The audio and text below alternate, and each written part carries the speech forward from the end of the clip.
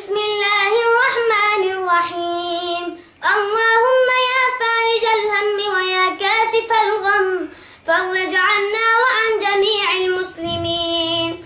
اللهم احفظ دماء المسلمين وصن أعراضهم وارحم شهداءهم وشافي جرحاهم وأمن خوفهم وفك أسرارهم يا رب العالمين. ومن أراد بهم خيرا فوفقه لكل خير، ومن أراد بهم شرا فخذه أخذ عزيز مقتدر.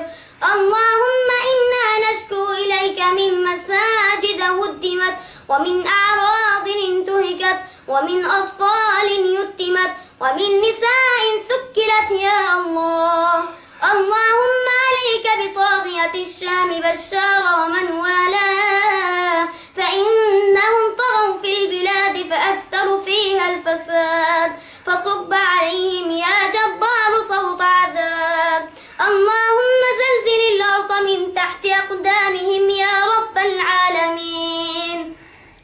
اللهم يا باسط الأرض ويا رافع السماء، نسألك بأسمائك الحسنى أن توحد بين صفوف المجاهدين.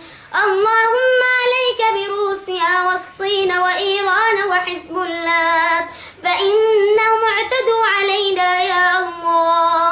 اللهم لا تدع لهم طائرة تطير ولا دبابة تسير، واجعلهم غنائما للمسلمين يا رب العالمين.